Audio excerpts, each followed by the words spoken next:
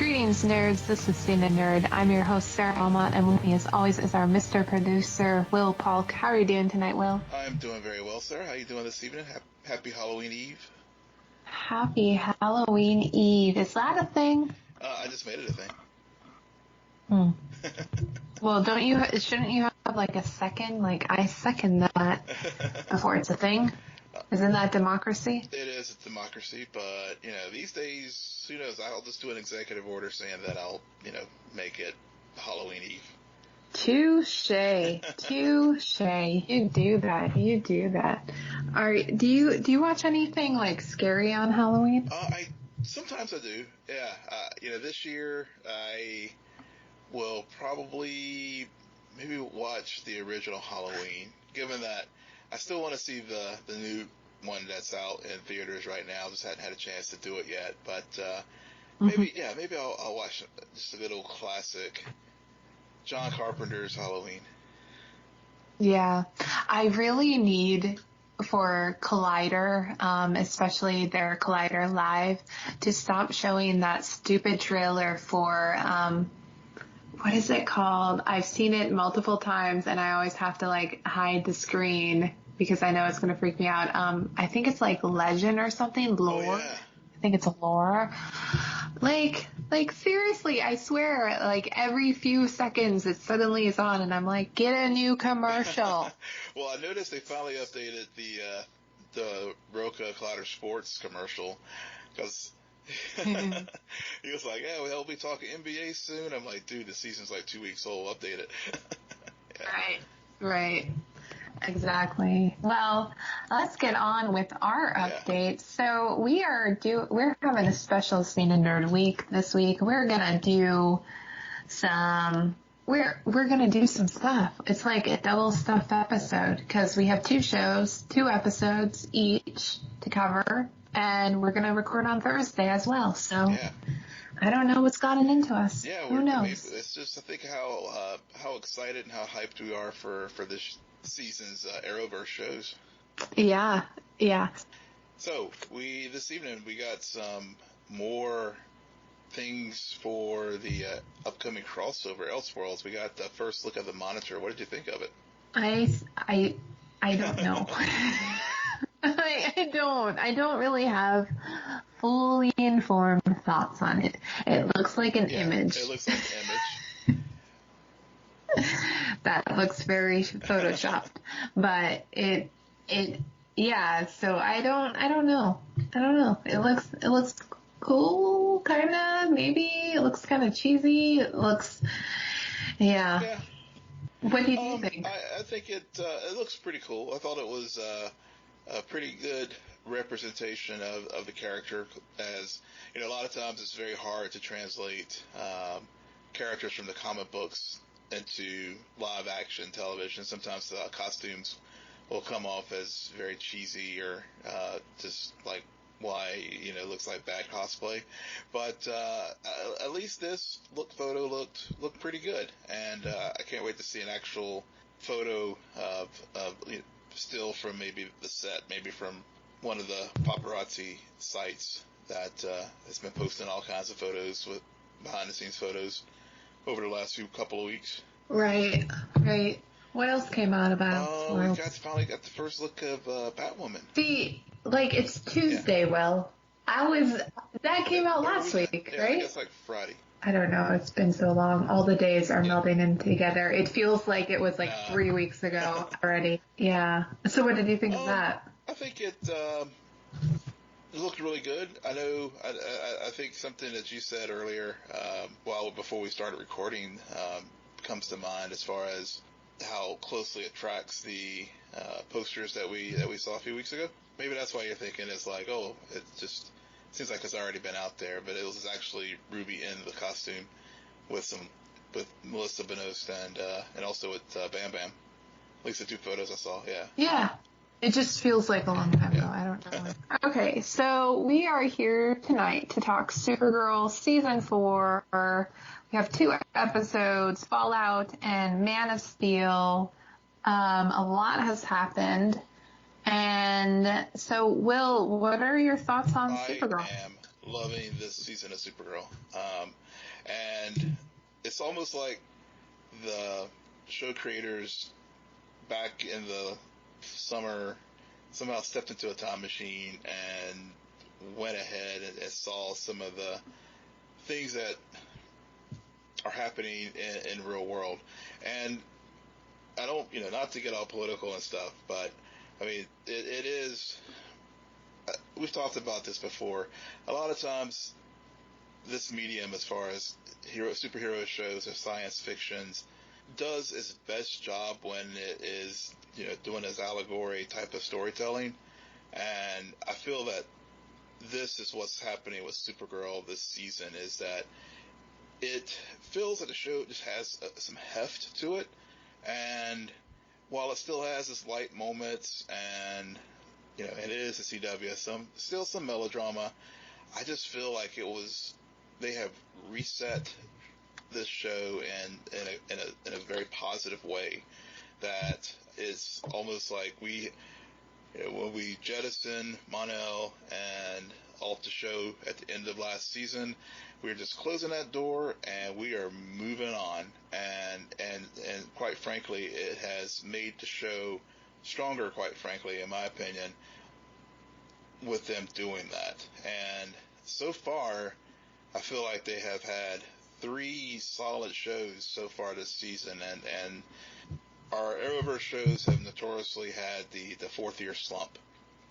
And so far, Supergirl has managed to avoid that.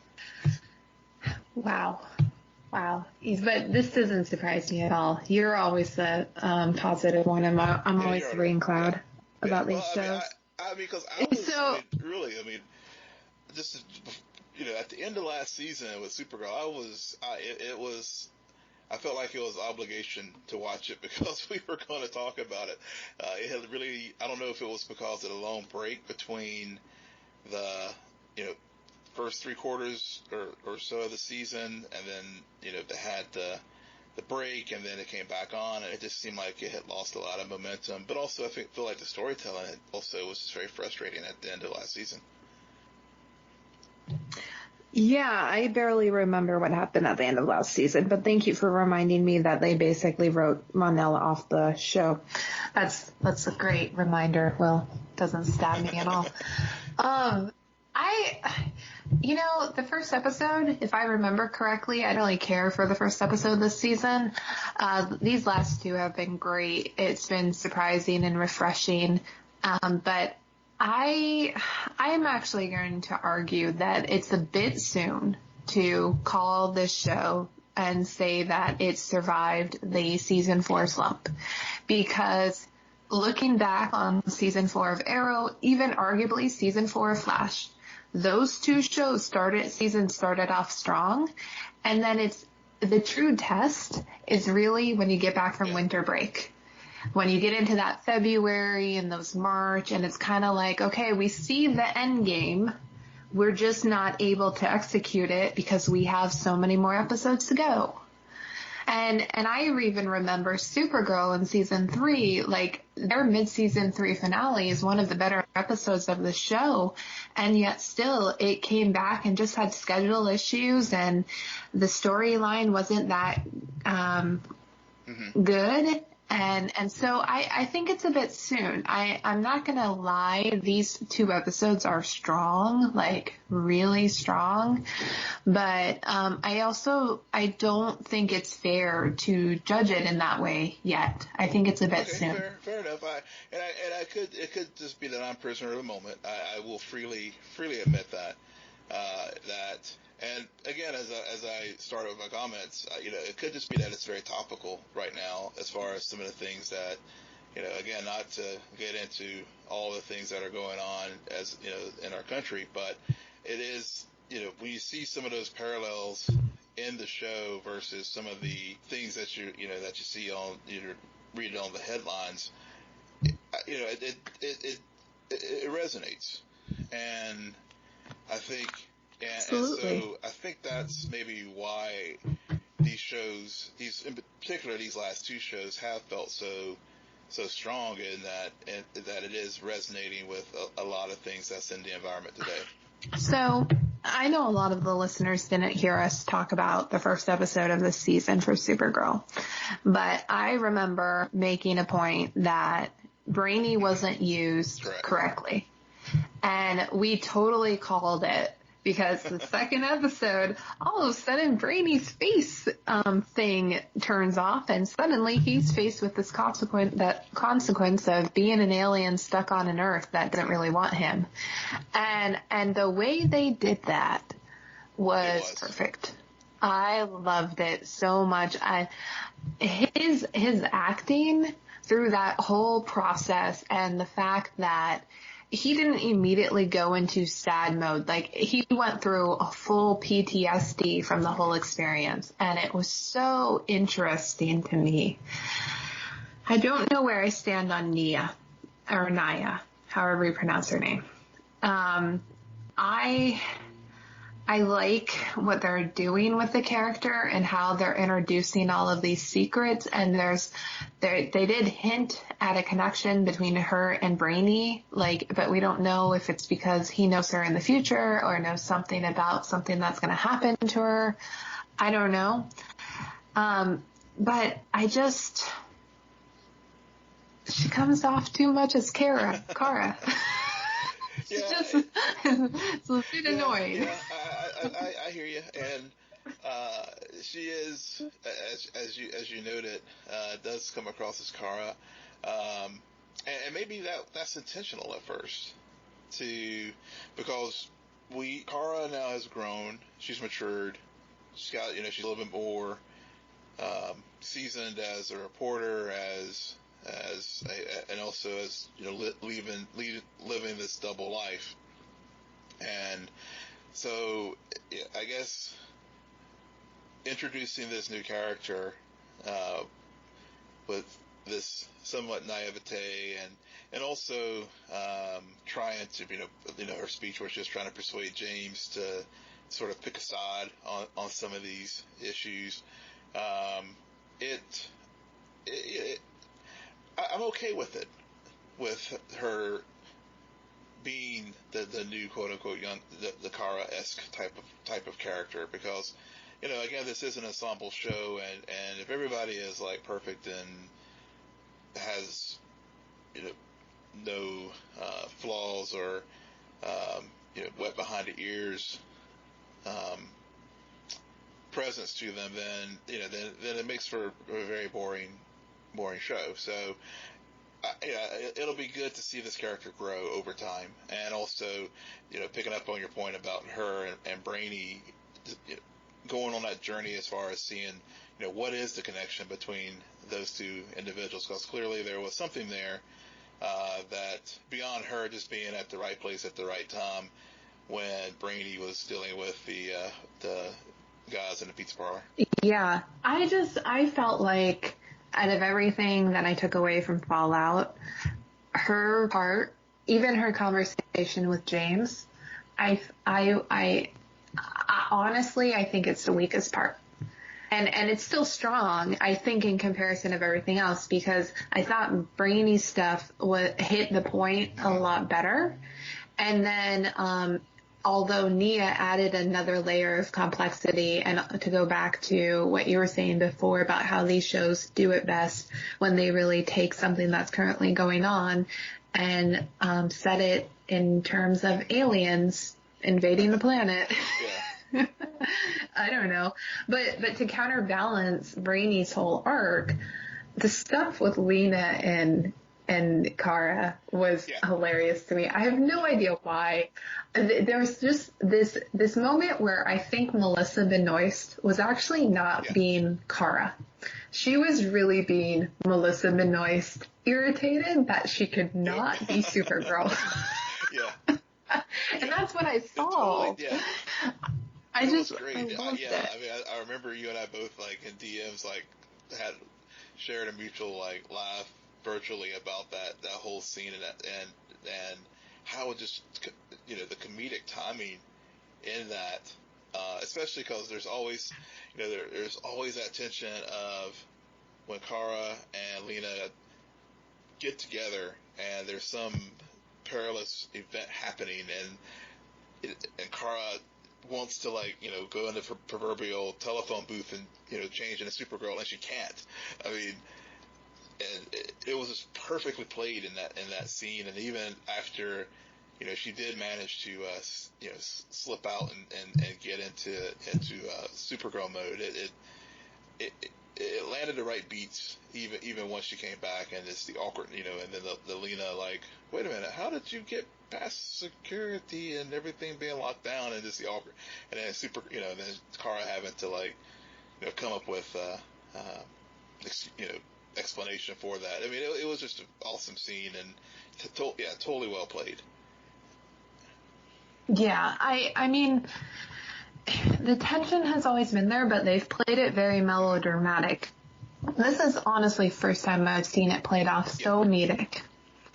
And that's what was so refreshing about it, because usually that whole secret bothers the heck out of me. I'm just like, when will season 5 happen? Because honestly, that's what I think the writers are doing. They're withholding that whole betrayal for season 5, because that's what these shows do. They start you off with a villain, and then they execute it and wait until season 5 to really tell you the bookend of that story. Especially given that Lex is supposed to show up at some point in season 4, so. Well, I mean, given what they're doing right now with Mercy Graves, it makes so much sense, and everything that they're doing with Ben Lockwood, because to go off of that episode and then to get the character study that was this past Sunday's episode of Supergirl was bizarre. Like in the best possible way. I love this episode. This is why the moment you told me Sam Witwer was cast, I was like, oh, I'm back on board. I've been thinking about how to articulate why this episode is so good, and the best parts of the episode, honestly, were just him in front of his class lecturing. Because you saw the man crumble and the insanity burst out during that. Every time they transitioned to those, it would get more and more intense. And it reminded me so much of the episode of The Flash last season where Barry and I forgot his name. DeVoe face off in the classroom. Like, it's the first time they encounter each other. But what the Flash didn't do, and what Supergirl did, was they showed that full episode through the eyes of Ben Lockwood. And last season with the Flash, they were like, no, this is still Barry Allen. We're gonna keep Barry Allen's, like, perspective in play, and Supergirl is taken out. Like, they're like, no, she can go to Broadway and do a play. We're going to focus on this character and give him a real motivation, for a change. Yeah, and that was what my thoughts were when I was watching the episode. Immediately after it finished, I was very satisfied, because we've had glimpses of Agent Liberty in the first 2 episodes, in particular at the end of episode 2 of Fallout, where, John goes to the rally and, he's spewing all the anti-alien rhetoric and, he's still the fear and all that.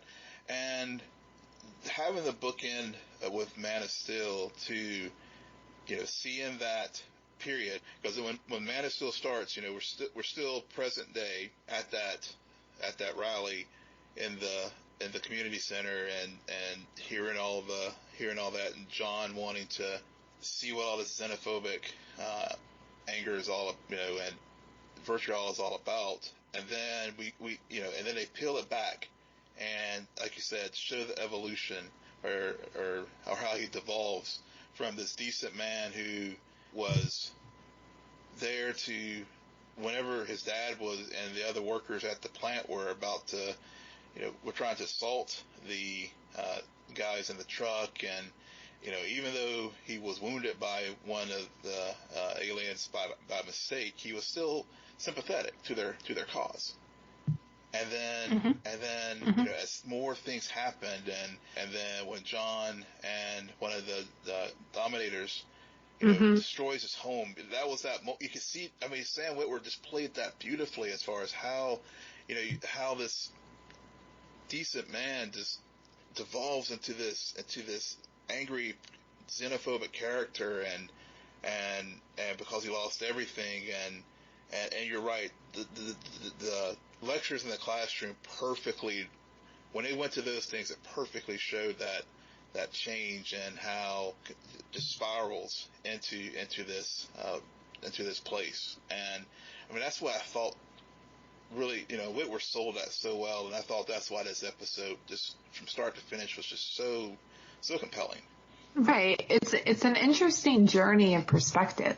I mean, Kara's taken off the board, and you immediately go 2 years earlier to Ben Lockwood and the family. And then I was like, okay, so they're going to play out 2 stories, go flip-flop, but they didn't. They stuck Ben, and the genius of having Ben interact with briefly Supergirl, Alex, an intense conversation with Alex, an intense conversation with James, and all of those moments with Lena. That's really where you suddenly were confronted as a viewer with this idea that, well, is he wrong? Because Ben is the hero of this episode in a way. He's that protagonist, so you should be on your protagonist side, and now you're interacting with all of these characters who you think you know, who you think is on the right side of this.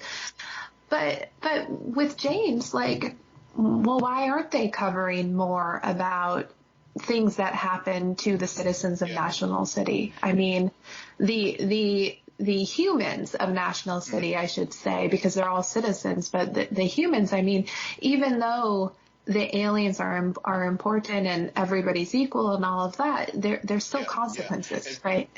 Go ahead. I was going to pick up on your point about, and James's response, like, well, you know, we won a Pulitzer over this, and that was a very like perfect moment to capture, like, how, as you were saying, it dehumanized the humans. In that, I mean, it just basically, for James, it was just a story, I think of it, for me, as in my real world job of doing this disaster work, it's like the cameras come, everything's happening, and then boom, everybody's, they're all gone, and, people are left who are suffering, are having to deal with the consequences of the event that just happened. And that was basically what, Ben was telling James. It's like, dude, you got your Pulitzer and all that, but, people are still hurting. Why aren't you covering this? And James is like that faceless corporate entity that, again, just, fuels that feelings of Ben that, people are just abandoning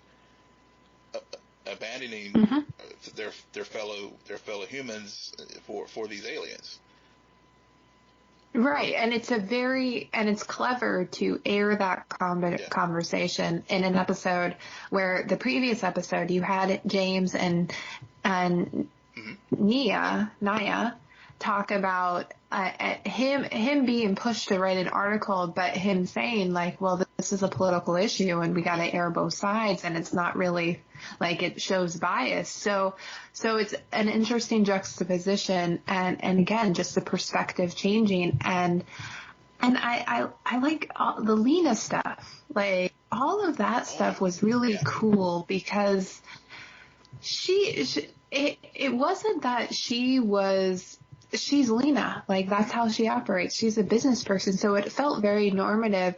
The only difference is she continues to have sympathy for Kara and Alex, and she doesn't realize Kara's an alien, but at the same time she sees profit in a way, and that's what's really exposed, and I really like that. I really like their interactions, and I'm glad we only saw him interact with Kara once, like really interact with Kara once. I thought that was a good move because it allowed the universe to be this isn't a vendetta between Ben and Kara. This is more about what Kara represents as Supergirl. Yeah. Agreed. Yeah. Yeah. I mean, and it is, and it not, what Kara represents, and also just how, big this issue is in not only Earth National City, but Earth 38. It just, it opened, it got us out of the claustrophobic DEO and the usual world of these characters. And like you said earlier, it just, it's rare that you will get these stories, especially the constructs that we're used to with these shows, told from the quote unquote villain's perspective. But,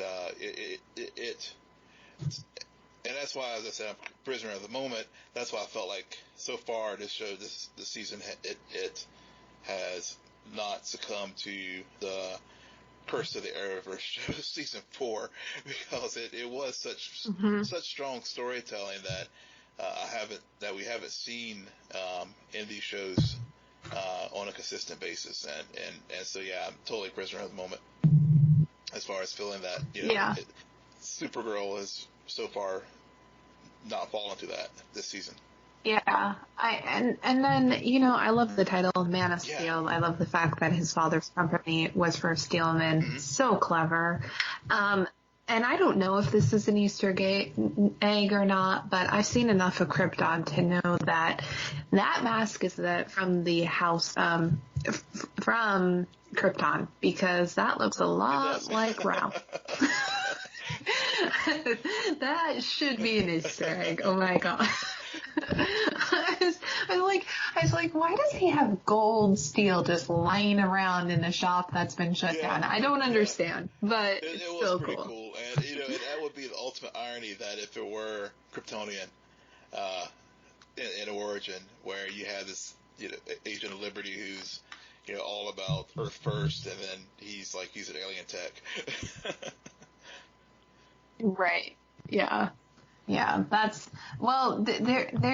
they should do something ironic like that. I mean, that's kind of, maybe that'll address the issue at hand. I don't know. But yeah, Supergirl is flying high, that's for sure. Now let's jump over to Star City and talk Arrow, season 7. Yes.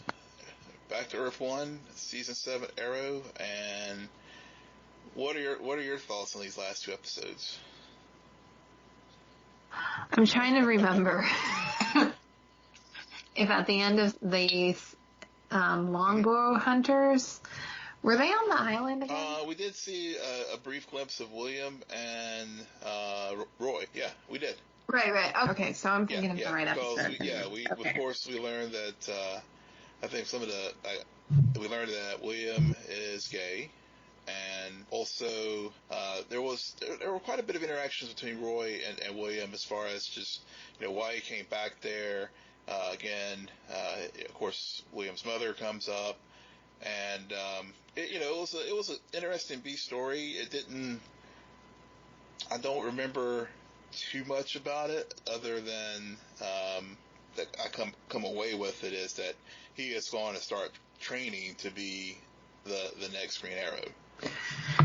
Yeah, I think I left that. I think that I left the Longbow Hunters episode with a very different idea.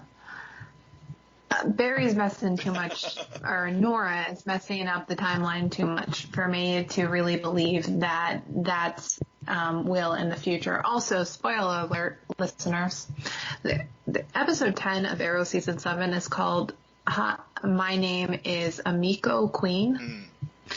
And this character apparently has been cast, and there's a lot of speculation that she is actually the Arrow impersonator currently in Star City. And so, again, after watching Longbow Hunters, all I can think, because I like how you brought up one fact about William that we learned. I'm like, that's a weird fact. I focused on a few other things. Well, I just remember, I was thinking more just it was just the relationships question, and just William just explaining who he is and some of the things he dealt with at the I guess at the boarding school or whatever.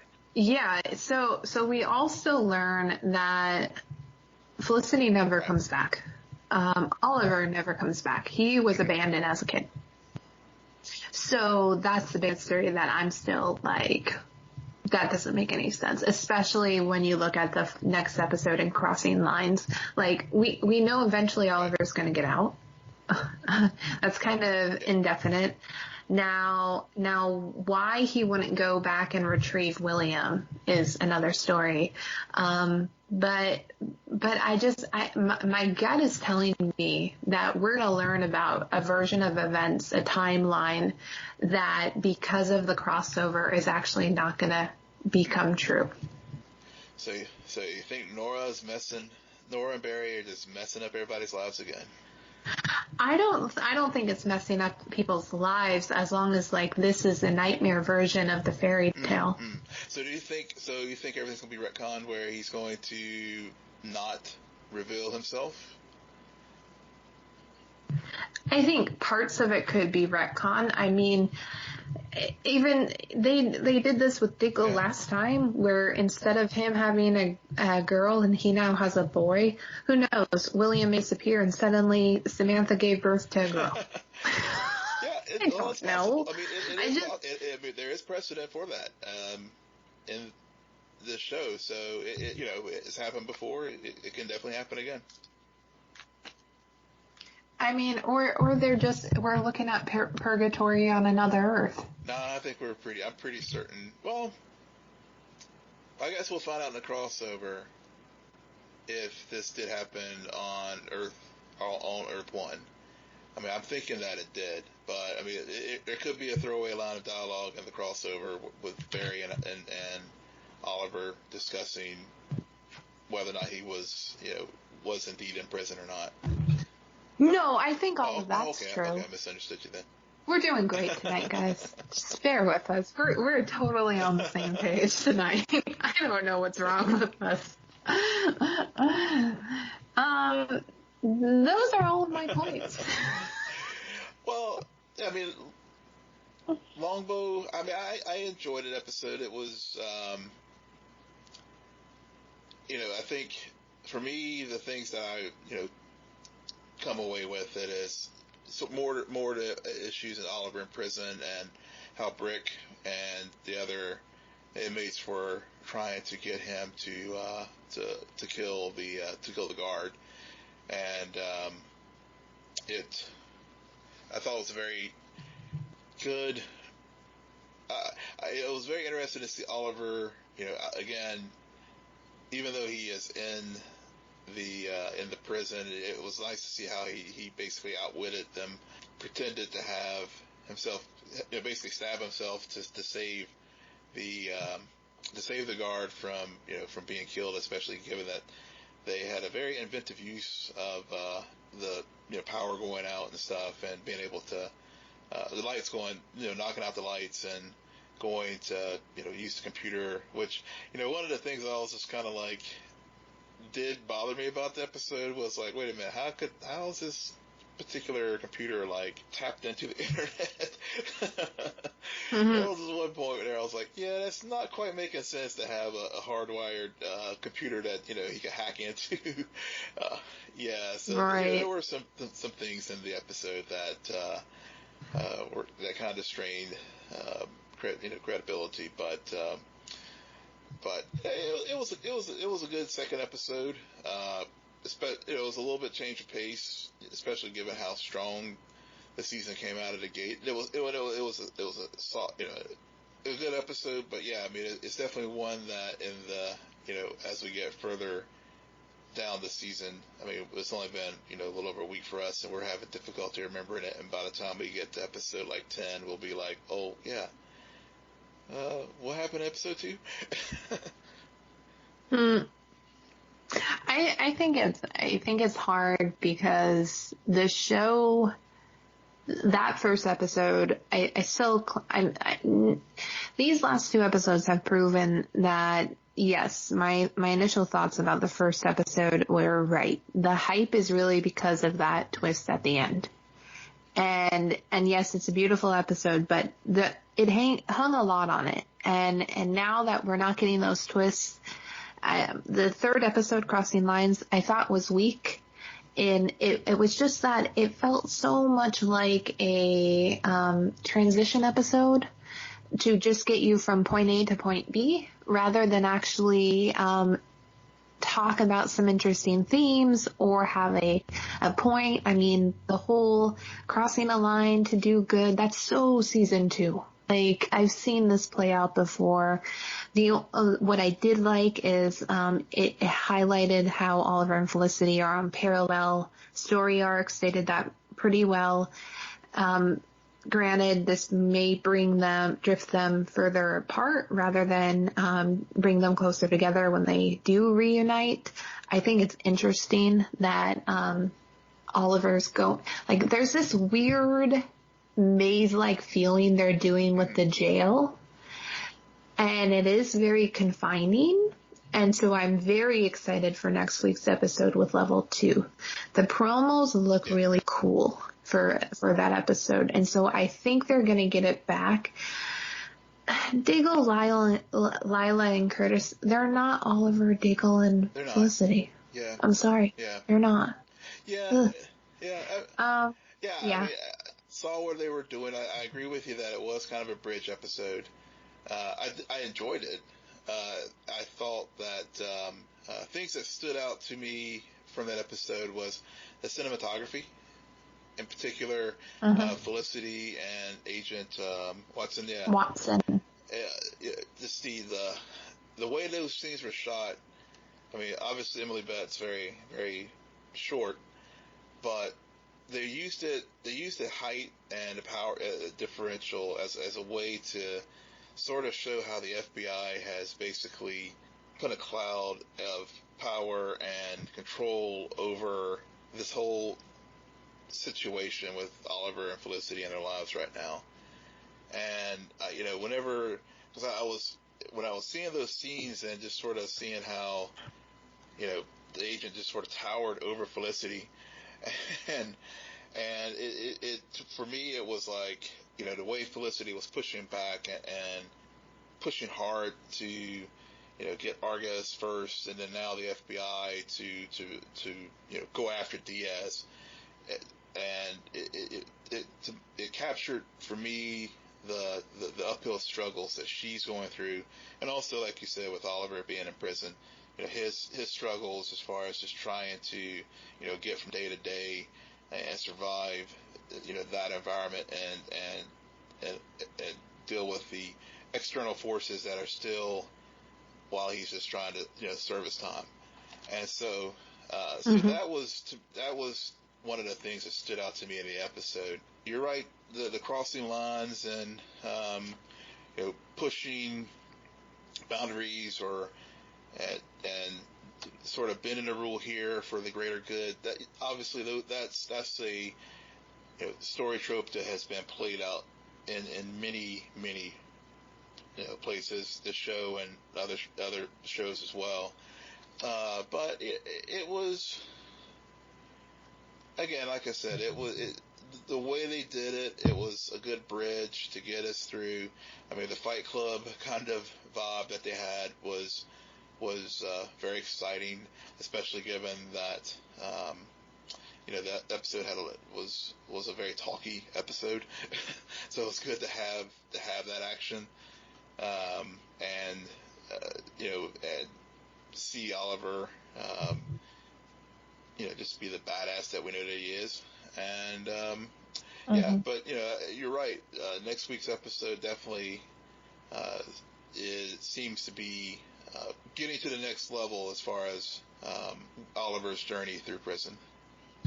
Right. I think my problem was that moment when the Fight Club moment, as you described, was probably the climax of the episode, but it came with 10 minutes left.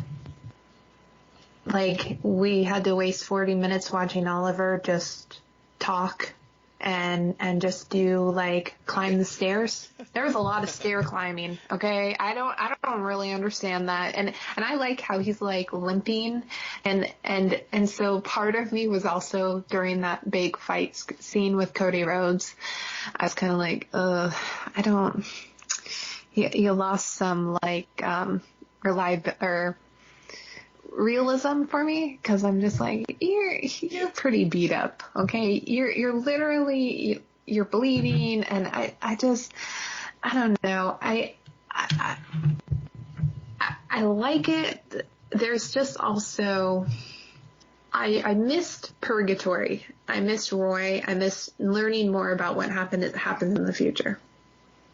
I thought that was the big void. Felicity's my favorite character, but I didn't have a moment where I was like, oh, that's an interesting point. Oh, that's clever. It was like, okay. Same old. Yeah, but, I mean, it was very season 5 as far as the Helix, where she, bent rules and went rogue. So there were some very familiar beats to it. I agree, but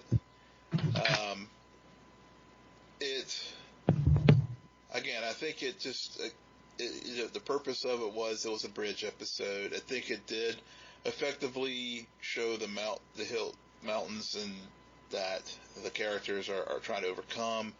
It was a very interesting little ending there to me. It took me back to the Flash and their extra judicial prison capturing the silencer, and it goes into the whole theme of the episode, which was again crossing lines, and here we are seeing our characters not only be vigilantes but also now prisoner game wardens themselves, and creating a prison, holding this individual prisoner, and how they're going, gets into the thing, overall themes of the episode and stuff. So, so again, it was a very, consistent themes throughout, and it ended that way. And, so we'll just sort of see where this takes us. Yeah. Yeah. All right, everyone. That's it for us tonight. Will, why don't you tell the listeners where they can find you? Me at Will M. Polk. That's WILLMPOLK. And you can tell me everything that I got wrong during this recording on Twitter at SJ Belmont, SJBELMONT. Please follow our crew on Twitter at CNN Nerd. Friend us on Facebook, follow us on Instagram. But most importantly, rate, subscribe, and comment on iTunes, SoundCloud, and Spotify. Good night, Geek Out. You're welcome.